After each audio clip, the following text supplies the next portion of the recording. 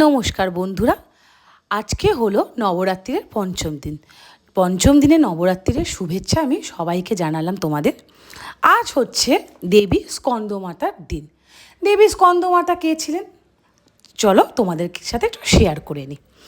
মা ছিলেন মা দুর্গার পঞ্চম রূপ হলো স্কন্দকাটা। কুমার কার্তিকের অপর নাম হলো ভগবান স্কন্দ। ইনি দেবতাদের সেনাপতি ছিলেন, আর এনার বাউন হলো ময়ূর। মা যখন স্কন্দের মা হয় তখন মার পঞ্চম রূপকে স্কন্দমাতা নামে জানা হয়। নবরাত্রির পঞ্চম দিনে এনার পুজো আরাধনা করা হয়। ভক্তদের এই দিনে বিশুদ্ধ চক্রে অবস্থান করে। এনার বিগ্রহ রূপে দেখা যায় ভগবান স্কন্দ বালক রূপ এবং ক্রোড়ে অবস্থান করছেন। দেবী স্কন্দমাতা চারটে ভুজা, মায়ের ডান হাতে স্কন্দকে ধরে আছেন এবং নিচের হাতে পদ্মফুলের ওপর দিক করে ধরে আছেন স্কন্দমাতা সর্বাঙ্গের শুভ্র বর্ণা। সেই জন্য মাকে পদ্মাসনে দেবী বলা হয়। এনার বাহন হলেন সিংহ। নবরাত্রির পঞ্চম দিনে পুষ্কর মাহাত্ম্য বলা হয়। এই দিনে ভক্তদের মনে সকল প্রকারের সাংস্কারিক, লৌকিক, কায়িক বন্ধন থেকে মুক্ত হয়। পদ্মাসনা দেবী স্কন্দমাতার রূপকে স্মরণ করা হয়। এই দিনে সমস্ত ভক্তদের সাবধানভাবে ভক্তি করা উচিত। মায়ের ঠিকভাবে আরাধনা করলে মা কিন্তু খালি হাতে ফেরায় না, সকল ইচ্ছা পূরণ করে।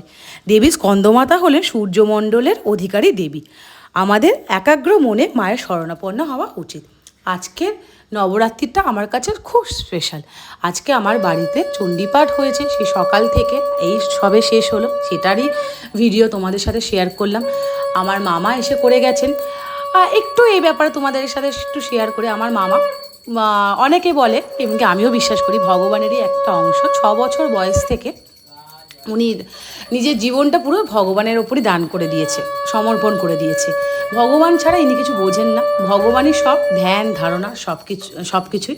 আমার অনেক দিনেরই ইচ্ছা ছিল যে মামা এসে চণ্ডীপাঠ করুক। আর নবরাত্রিতে চণ্ডীপাঠ মানে একদম কোনো কথাই না। মাও চেয়েছিল, সব থেকে বড় কথা, আমার চাওয়াতে তো কিছু হয় না, বা আমাদের চাওয়াতে কিছু হয় না যতক্ষণ না মা চাইবে। মা চেয়েছিল, তাই আজকে চণ্ডীপাঠ হয়েছে। সবাইকে মা ভালো রাখবে, সবার ব্লেসিং মায়ের আছে। তোমরা সবাই ভালো থেকো, সুখে থেকো। আর হ্যাঁ, কদিন ধরে তোমাদেরকে একটা কথা বলাই হয়নি, আসলে আমি নতুন তো, ভুল ত্রুটি হলে একটু ক্ষমা করে দিও। আমার এই নবরাত্রি চলাকালীন যে ভিডিওগুলো বা পরবর্তী কোনো ভিডিও যদি আমি দিতে পারি, সেই ভিডিওগুলোকে প্লিজ ভালো লাগলে একটু লাইক, কমেন্ট, সাবস্ক্রাইব করে দিও।